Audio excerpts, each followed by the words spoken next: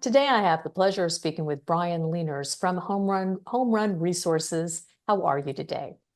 I'm doing very well, Tracy. Happy New Year to you. Congratulations. This is breaking news, and something I don't think I've ever done before is quote from a statement from a news release. You write, just over 3 years ago, we were the only party to identify the globally unique value of the Santa Maria Eterna Silica Sand District in the global solar glass and energy storage sectors. At the time, we set about on an ambitious plan to commercially control the SME district, which is the area we just discussed. An ambitious plan considering Homerun had no position in the district and no capital at that time. That original plan has manifested today into Homerun obtaining the desired control of the SME district through direct resource ownership, resource partnership, and direct land ownership. How about we start there? Congratulations on the news. Talk to us about the vision. That's a good quote, eh? The vision. Actually, if you go back 36 months, Tracy, almost exactly 36 months, a little bit longer, I identified that actual resource in a Google search that was prompted by my wife, who's from Bahia, who said, hey, you might want to look for critical elements in Bahia. There are a lot of very famous mining projects there. And I went, I'll do that. So I literally Googled high purity silica Bahia, and up popped a PhD paper related to the Santa Maria Eterna district.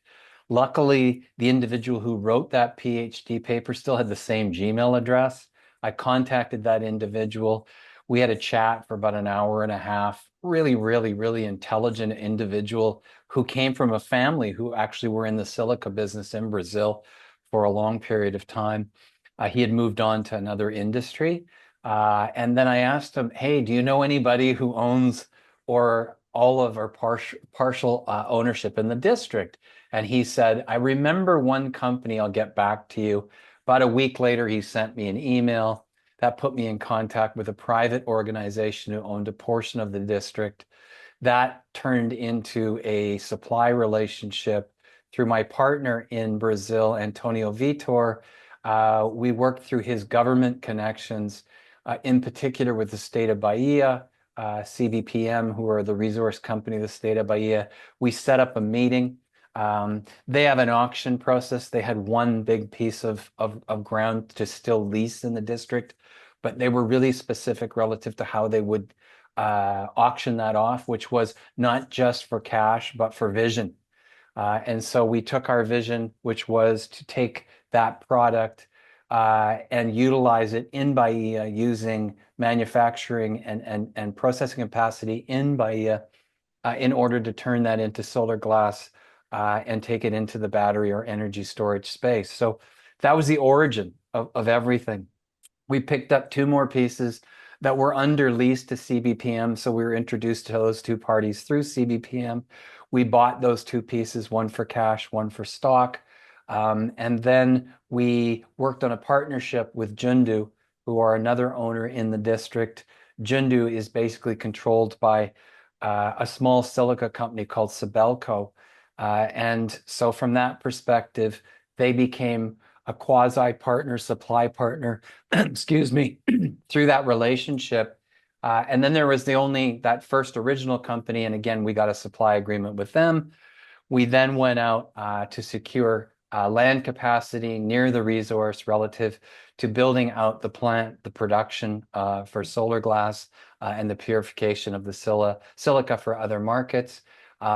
Originally, that came to us via a government offering through the local municipality. It had lots of conditions attached to it. So when they sort of missed delivery on one of those conditions, we said to them, hey, do you mind if we talk to the owner direct? They said, no problem. And we did a direct 99 plus 99-year lease on that. That was the 65 hectares. And then as per the news release that just came out, we then set about picking up the largest farm in the area, which is huge, several hundred hectares, which sits over large portions of the silica that are controlled by other parties in the district. When you put all that together into a matrix, that original concept, which was initiated that, hey, this is such great silica that we need to control it, came to fruition at that moment. So we have now achieved that. That used to be called phase one of our business plan. So officially, if people are keeping score, they can tick off the box that sits next to phase one. We literally now are direct control through leases of a target amount of probably 200 million tons of that silica. The district itself, when you carry it down to known depth across the entirety of the silica, is probably somewhere around 500 million tons.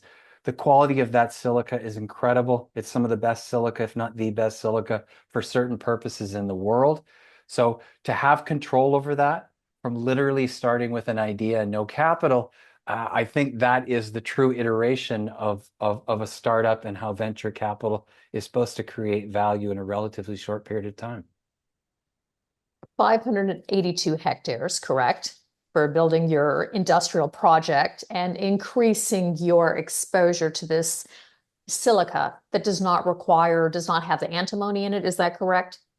Yeah, we don't require antimony because the metal content in the silica across the entirety of the district, the metal content in the silica is so abnormally low relative to other silica sands that are out there that there is no processing required other than to wash it, to utilize it for solar glass. Because that metal content is so low, in particular the iron ore, it becomes antimony free. Antimony is added to solar glass in the production phase in order to neuter the effect of iron, which interferes with the functioning of solar glass within the efficiency of the solar cell.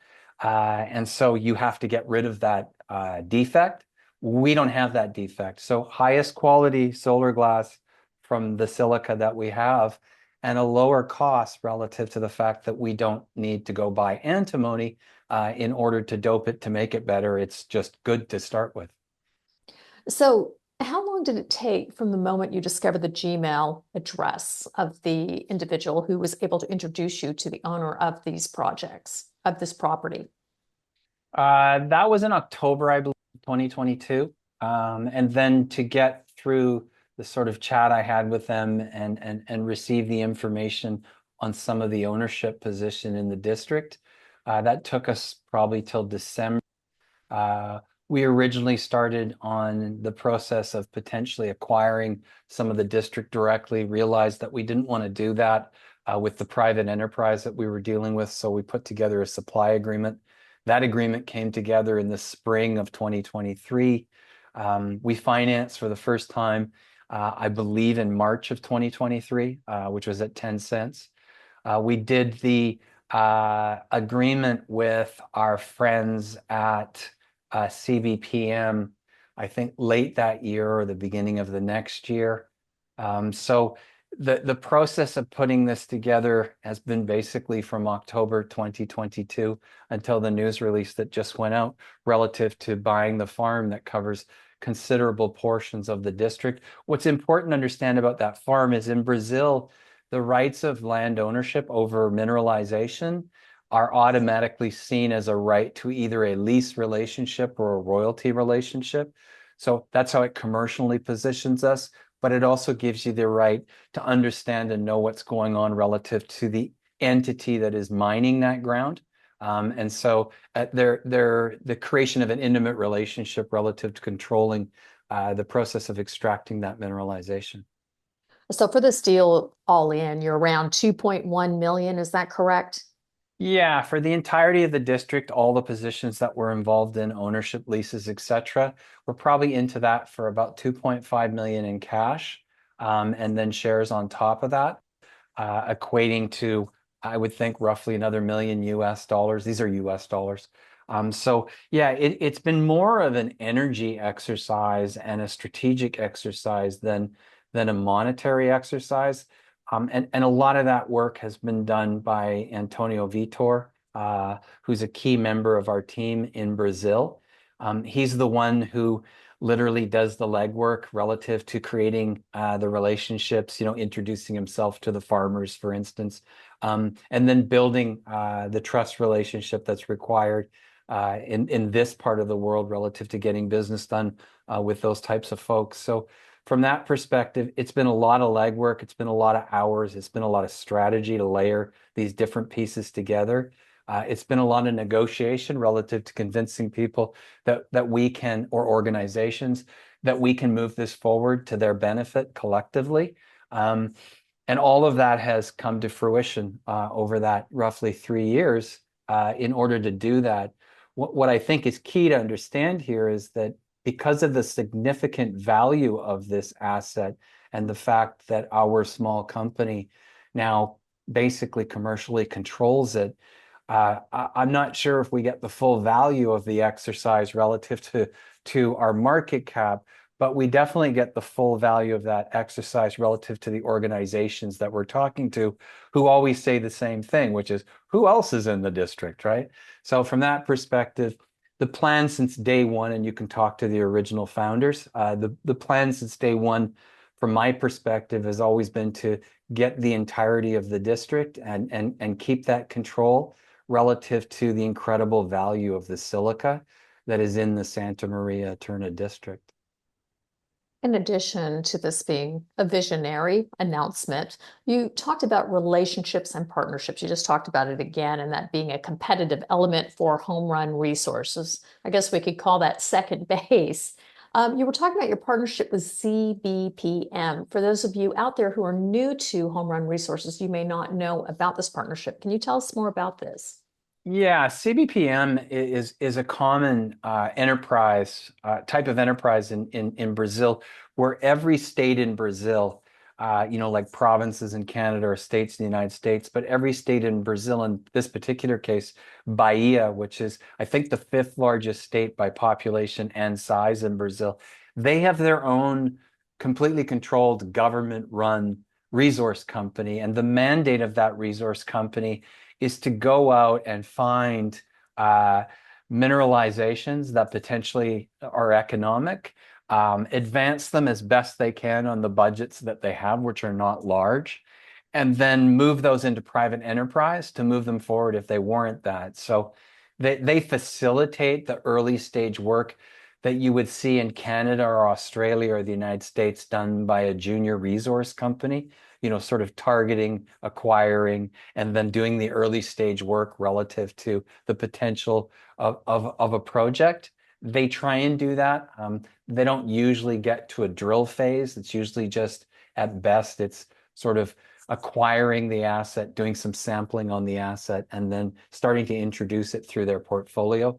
We have a really, really good relationship with them that has really matured over the 3+ years that we've been working with them. And obviously that turned into not only the first lease, which is the big one, but it turned into 2 other acquisitions of leases with 2 other companies that were doing the same thing with CBPM that we were. So, we ended up getting all of CBPM's assets in the district. The only asset that is theirs that they don't control or we don't control is Jundu, which again, Jundu is controlled by Sibelco, which is the largest silica company in the world. And Jundu is our partner relative to working to develop the district from a extraction and early stage processing perspective. So we have a vision that's coming to fruition. We have relationships and partnerships and a compelling business model. You said Happy New Year at the beginning of this interview. What should shareholders anticipate in the upcoming quarter? I think the most exciting milestone next to the one that we just achieved, which is the completion of phase 1 of that business plan, the control of that silica sand district, is the bankable feasibility study that's coming out relative to the solar glass plant. As I've stated several times in this interview, solar glass is the perfect marriage relative to the silica that we have, because of the fact that it naturally goes into that with very little processing, if any. We don't need antimony in order to reduce the metal content because we don't have metal content. So from that perspective, I think that's super exciting. The solar industry around the world is creating material problems everywhere. The price of antimony is really high right now. Why? Solar. The price of silver is really high right now. Why? Solar, right? The price of silica is not reflecting that, but the reality is the value proposition that silica sand, our silica sand, puts into a solar module is higher than the value proposition of the silver and the antimony. But we don't get benefit of that because antimony, the price, everybody knows that price, and China's gone out and said we're not selling to anyone anymore. And silver, China's gone out and said we're keeping our silver for ourselves, right? They haven't said that about high purity silica. We know through back channels that there is some of that going on, but the reality is what is making those materials dear relative to demand and supply are the same forces that are affecting the silica that we're making, and they're the same forces that will be affecting the solar glass that we make. So that bankable feasibility study really is a transition point, that sort of Lassonde curve pivot, where people can then go, okay, I get it. So you've got XYZ costs of goods sold. You've got a ready, willing market. You've got offtake agreements. You've got bank financing in place. Really, all you have to do is build this, Brian? Yeah. Well, all we have to do is build this and we will sell the product. All of a sudden, that's going to trigger a value proposition that exceeds where we're at today because those risk parameters are still in place. But in that first quarter, first half of next year, all of those risk parameters relative to that solar glass facility, they're going to be eliminated. And people will be able to see what the metrics are, what the numbers are, and they're going to go, hey, Brian said that he would create $1 billion unicorn in the solar glass space. When I do these numbers, that's $1 billion unicorn. Boom. And for those of you interested in finding out more about Homerun Resources, please go to the following website. Congratulations to you, Brian, and the team at Homerun Resources. Thank you, Tracy. Appreciate your continuing interest.